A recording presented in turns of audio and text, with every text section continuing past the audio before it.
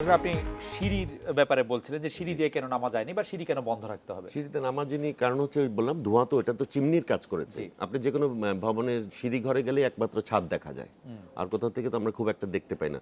তো ধোঁয়ার মানে প্রকৃতিটাই হচ্ছে মানুষের আগে সে কিন্তু তরতরিয়ে উপরে উঠে এসেছে। উপরে উঠে এসে সবাইকে সাফোকেট করেছে। এবং এই ক্ষেত্রে মানে এই ভবনটির ক্ষেত্রে যেটা সমস্যা ছিল যে এখানে যে আমরা বলি অল্টারনেট বিকল্প বহির্গমন পথ একটা ছিল, সেইটা এটার পাশে। তার মৃত্যু ফাঁদের পাশে আপনি তাকে বলছেন যে তুমি যাও, আপনি তো ওইখানে যেতেই পারছেন না। এবং এর পাশে হচ্ছে আমরা বলি যে লিফট লবির থেকে এটা আলাদা থাকা উচিত, কারণ লিফটের শ্যাফটগুলো কিন্তু চিমনি, একেবারে লিক প্রুফ না। তো ওটা দিয়েও কিন্তু ধোঁয়া আসতে থাকে। অর্থাৎ ধোঁয়া যেসব জায়গায় আসে তার ঠিক উল্টো দিকে থাকা উচিত ছিল সিঁড়িটা। ইকবাল ভাই, আপনি কি সিঁড়ি নিয়ে সিঁড়ি নিয়ে আমি আর কিছু বলতে চাই না, শুধু একটা কথা বলি যে পলাশ ভাই যখন বলছিলেন 2008 সালে আমরা ইমারত নির্মাণ বিধিমালা কারেকশন করেছি, হ্যাঁ, তখন রাজুক আমাদেরকে পরিষ্কার করে বললেন যে আমার এত লোকবল নাই, আমি এই কনস্ট্রাকশনগুলি চেক করতে পারবো না, এটা আর্কিটেক্ট ইঞ্জিনিয়ার। আজকেও আমরা দেখছি পেপারে যে রাজুক বলে দিচ্ছে আর্কিটেক্ট ইঞ্জিনিয়ারের দায়িত্ব, তাদের দায়। আমরা তখন নিজেরা ইনস্টিটিউট থেকে আইবি এবং আইইবি থেকে বললাম যে ঠিক আছে, আমরা এই দায় নিতে রাজি আছি, প্রয়োজনে আমাদের জেল জরিমানা হোক, কিন্তু আমাদেরকে অথরাইজেশন দিতে হবে। সেটা কি? অকুপেন্সি সার্টিফিকেট নিতে হবে। অর্থাৎ ভবনটা শেষ হলে সংশ্লিষ্ট আর্কিটেক্ট ইঞ্জিনিয়াররা সার্টিফাই করবে যে ভবনটি আমার নকশা অনুযায়ী অনুমোদিত নকশা নিজে হয়েছে। এবং রাজধানী উন্নয়ন কর্তৃপক্ষ তারপরে 40,000-এর উপরে অনুমোদন দিয়েছে। অকুপেন্সি সার্টিফিকেট দিয়েছে কটা জানেন? 168টা। তার মানে হচ্ছে এই যে ওই অকুপেন্সি সার্টিফিকেটটা সে দেবে না, কারণ ওইখানে তার পয়সার খেলা। এবং স্থপতিরা প্রকৌশলীরা যে অফার করলো তার সার্ভিস, এটা তো ভুলেই গিয়েছিল as a part of RAJUK, তাকে শক্তিশালী করার জন্য।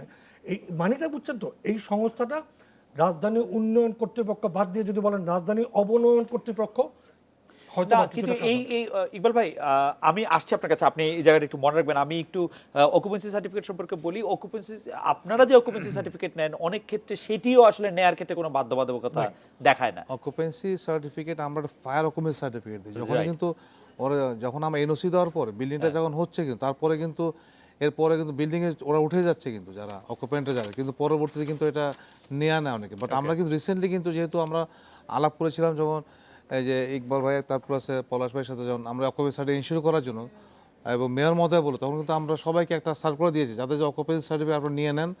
কিন্তু দেখা যাচ্ছে অনেকে কিন্তু নিয়েছে, কিন্তু বেশিরভাগ লোক কিন্তু অকুপেন্সি সার্টিফিকেট নিতে চায় না। বিশেষ করে কিন্তু অকুপেন্সি সার্টিফিকেট কিন্তু রাজুকে দেওয়ার কথা, কিন্তু আমি যেহেতু ফায়ারের ব্যাপারেও কিছু গাফলতি পেয়েছিলাম, আমরা বললাম অবশ্যই অকুপেন্সি সার্টিফিকেট নিতে হবে, আদারওয়াইজ কিন্তু বিদ্যুৎ কানেকশন দেওয়া হবে না, ওয়াটার কানেকশন দেওয়া হবে না। সেটার ক্ষেত্রে কিভাবে এই ইউটিলিটি কারেকশনগুলি পাচ্ছে কিভাবে, তারপরে পাচ্ছে কিভাবে? সরকারের হাতগুলো পরস্পরের সাথে যুথবদ্ধ নয়, এবং রাজধানী উন্নয়ন কর্তৃপক্ষ এই নিয়ন্ত্রণটা করে নাই বলেই ওই অকুপেন্সি সার্টিফিকেট না নিয়েও বিদ্যুৎ, গ্যাস, পানির সংযোগ পেয়ে গেছে। কিন্তু প্রফেসর শামসুল হক, আমার মনে আছে যখন গুলশানে ডিএনসিসি মার্কেটে প্রথমবার আগুন লাগে, আমাদের তিনি মহাপরিচালক ছিলেন ফায়ার সার্ভিস এন্ড সিভিল ডিফেন্সের ব্রিগেডিয়ার জেনারেল আলী আহমেদ খান। তিনি আমাদের এই অনুষ্ঠানে এসে বলেছিলেন যে আসলে এই ফায়ার অকুপেন্সি সার্টিফিকেট যদি না নেওয়া হয় তাহলে এরকম আগুনের সংখ্যা আরো বাড়বে এবং এটি আসলে দেখার কেউ থাকবে না। তারপরেও কিন্তু আসলে 4 বছর, মানে এটি কিরকম না, অকুপেন্সিটা সার্টিফিকেটটা এত সুন্দর একটা টুলস, আপনার লোক বলও কিন্তু লাগে না। আমার ড্রয়িং অনুযায়ী হলো কি না এটার একটা সত্যায়ন করে কেউ যদি পায় সেই ইউটিলিটি কানেকশন পাবে, বিজনেস করতে পারবে। আর যদি অকুপেন্সি সার্টিফিকেটটা না পায় তাহলে সে কিন্তু বিজনেস করতে পারবে না।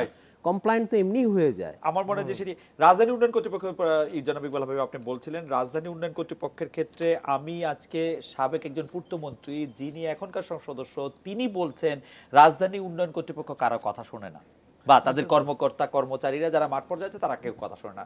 আজকে পূর্তমন্ত্রী গিয়ে কিন্তু বারবার এক ধরনের ধমক শাসিয়ে এসছেন। এই ক্ষমতার জোর বা উৎস আসলে কি হয়? আমি পলাশ ভাই এবং প্রফেসর শামসুল হক আপনার কাছ থেকে একটু জানতে চাই। এই সংস্থাটিকে আমরাই অথর্ব বানিয়েছি। এই সংস্থা তো আর একটা কোনো ব্যক্তি না, এটা বদলাচ্ছে, মানুষ বদলাচ্ছে, কিন্তু তাকে আমরা অথর্ব করেছি দিনের পর দিন। তাকে আমরা ব্যস্ত রেখেছি জমি উন্নয়নে, পূর্বাচল প্রকল্প, ঝিলমিল প্রকল্প, উত্তরা থার্ড পেজ। তার যে এই আমরা যেখানে বলি অনুমোদন দেয়া এবং উন্নয়ন নিয়ন্ত্রণ করা, এই দুটো কাজের জন্য তার লোকবল হলো 1/3, আর 2/3 হচ্ছে উন্নয়ন করা, ডেভেলপ করা। মূলত এই নগরীর মূল কাজটাই ছিল উন্নয়ন নিয়ন্ত্রণ এবং উন্নয়ন অনুমোদন। এই কার্যক্রমে তাকে ব্যস্ত রাখতে, মানে তাকে বিনিয়োগ করতে না দেওয়ার মূল উদ্দেশ্য ছিল ধনীকে ধনী করা। এবং এই যে ভয় পায় না বা ইত্যাদি গল্প যে বলে, আসলে ভয় পাওয়ার কোনো কারণ নেই। যে আপনাকে অর্থ দিয়ে কিনে নেয় তাকে আপনি ভয় পাবেন কেন? পরিষ্কার অর্থ দিয়ে কিনে নিলে আর ভয় পাবেন না। জনাব মুস্তাফা খালিদ পলাশ। আসলে বিষয়টা আরো অন্যভাবে আমি বলছি যে বারবার যে তাদের যে চাপ, সেই চাপটাকে যখন মানুষ বেশি পড়ার চাপ হয়ে যায়, পড়ালেখা না করে, তখন সে নকল করা শুরু করে, কিন্তু অবৈধ পথে যায়। এখানেও বলছি যে এটা আনবেয়ারেবল, এরকম একটা প্রতিষ্ঠান যেই রাজুক ভবনই কিন্তু অগ্নি নিরাপদ নয়। সরকারি, আমার ধারণা সরকারি 90% ভবনই কিন্তু অনিরাপদ। ঢাকা সেক্রেটারিয়েট, মেডিকেল কলেজ, সচিবালয়, হাসপাতাল, সব সচিবালয়, তো আমার সেটাই ভয় হয় যে সচিবালয়ের মতন একটা ভবন অগ্নি অনিরাপদ ভবন। Even Dhaka medical college, Bangabandhu Sheikh এগুলোর তো মুজিবুর কথাই নেই, কিন্তু এগুলো কতগুলো বুঝতে হবে যে কতগুলো ভবন আছে যার উচ্চতা অনেক সময় নিয়ন্ত্রণের মধ্যে থাকে। কিন্তু এখানে একটা জিনিস বলা উচিত, আসলে রাজুকের যে আইন এখন আমরা যাই, একদম 2 ভাগে ভাগ করা উচিত। 2007-এ বা 8-এ যে আইনটা হয়েছে, তার পরবর্তী ভবন নিয়ে আমি খুব আশাবাদী। সেই সব ভবনগুলো কিন্তু অত সহজে ব্যত্যয় ঘটানো সম্ভব নয়, কারণ আমরা স্থপতিরা শেষে কিন্তু একটা সার্টিফাই করে বলি যে হ্যাঁ বিল্ডিংটা, আমি ভয় দেখি আমার ক্লায়েন্টকে যে আমি কিন্তু আপনার অকুপেন্সি সার্টিফিকেট সাইন করবো না, আপনি কাউকে দিয়ে করায় নিন। তো সেইটা এক ধরনের বিল্ডিং। আমাদের ওইটার দিকে নজর না দিয়ে আমাদের যে পুরনো বিল্ডিংগুলো হয়েছে 80-র দশক থেকে 90-র দশক, আপনি শিল্প ভবন যেটা, চলে আসুন, পুরো খোলা সিঁড়ি। কোন বিল্ডিংয়ে খোলা সিঁড়ি নেই? আইনেও কিন্তু এই ভুলটা আছে। আইনেও বলা হচ্ছে যে একটা সাধারণ সিঁড়ি থাকবে আর একটা ফায়ার এক্সিট থাকবে। সাধারণ সিঁড়ি বলে কিছু নেই। আজকে সিঁড়িকে আমি বলছি আমার পালানোর পথটা সবচেয়ে পরিচিত হতে হবে। আমি যখন মৃত্যু আর জীবন আর মৃত্যুর মাঝে যুদ্ধ করছি, তখন আমাকে যুদ্ধের মতন একটা স্ট্র্যাটেজিতে যেতে হবে। স্ট্র্যাটেজিটা কি? যে আমার পালানোর পথ। আমি যদি পরাজিত হতে থাকি, আমাকে পালানোর পথটাকে নিশ্চিত করতে হবে। তো সেই জিনিসের সেটার কারণে একটা শুধু অ্যাড করি যে একটা শুভঙ্করের ফাঁকি এখানে রয়েছে। পলাশ ভাই বলছেন যে সিঁড়িটা আবদ্ধ হতে হবে। আপনি কি জানেন 2010 সালে যখন আমাদের বাংলাদেশ ন্যাশনাল বিল্ডিং কোড তৈরি হয়, টু সাপ্লিমেন্ট ইমারত উন্নয়ন বিধিমালা, ইমারত বিধিমালা অ্যাক্রস দ্য টেবিল সম্পূর্ণ না, এর বিস্তারিত নাই। বিস্তারিত আছে কোথায়? Bangladesh national building code. প্রয়াত খন্দকার তাজউদ্দিন বলে একজন আর্কিটেক্ট তার জীবনটা দিয়েছে এইটা তৈরি করায় ফায়ারের অংশটুকু।